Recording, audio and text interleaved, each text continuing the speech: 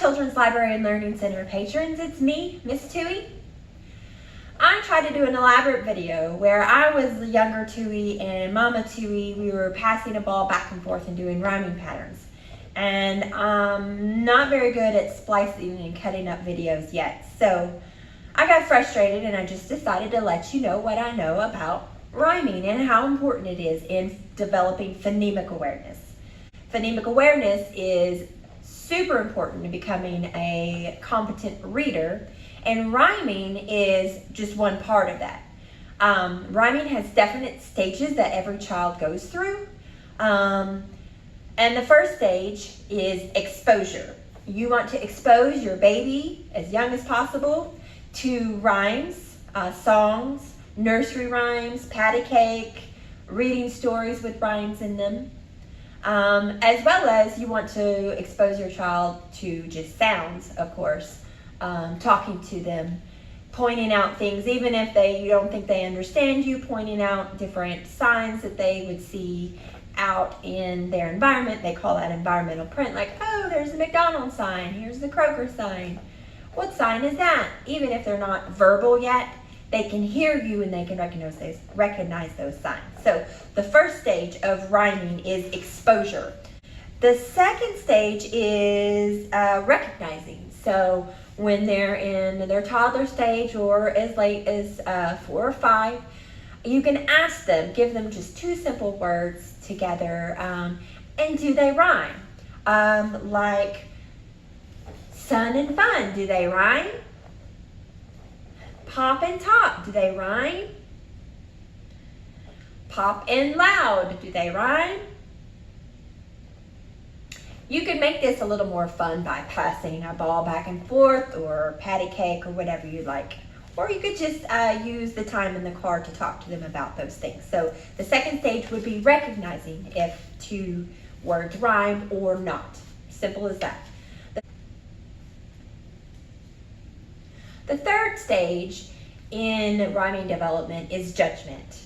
So in judgment, you would amp it up to like 3 words, and 2 of them would rhyme, 1 of them would not, and they would hopefully in this stage be able to pick the one that does not rhyme. So it would help to have some picture support. So you'd be like this. Ooh, I see a boat, I see a goat, I see ham. Boat, goat, ham. Which does not rhyme? And in the judgment phase, they should be able to let you know that ham does not rhyme with boat or goat.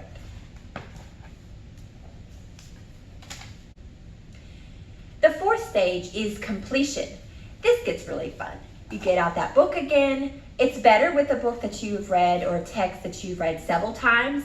If you've done Hickory Dickory Dock over and over with your kid, at some point they could get to the completion stage. Hickory Dickory Dock. The mouse ran up the...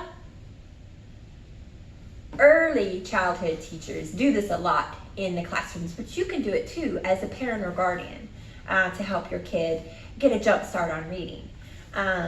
So if I would do this with my kids at home, I would go, hey, we've read this so much. It's time for you to read this with me. Even though they can't really read, they've heard the text several times and they know the rhyming patterns. So you could be like, I could not, would not on a boat. I will not with a... And then hopefully they would say, goat. I will not eat them in the rain. I will not eat them on a train. All right, so that's called the completion. So you've exposed your child. They can recognize in 2 words that rhyme or not. They can judge out of a couple of words which rhyme, which does not rhyme. And then they can complete a rhyme. The last stage, which was what I was going to record, and then I realized that's the last stage, is actually production. And this is where it can get really fun. So one of the kinesthetic learning things that I found online was passing a ball back and forth and just doing a rhyming pattern. You can also do this on a car trip or whenever. Give them a word, mat, and they have to give you a word that rhymes with that. So they produce the sound. So mat, cat, sat, fat. And be open to crazy words that they might come up with. We're called these nonsense words, but as long as they are getting that the phonics part of it, that at, and being able to rhyme with it, that's pretty great. So in this post, I have attached several sites that you can go to help with rhyming activities. Also, if you are tired of reading, or you need a break, or your child really is more engaged in video type things, on YouTube there is a guy that does Dr. Seuss raps over Dr. Dre beats, and it's really quite cool. So I'd really like you to check that out. He does several of Dr. Seuss, and you can subscribe to him as well. That's what I know about rhyming. It's important for a developing reader.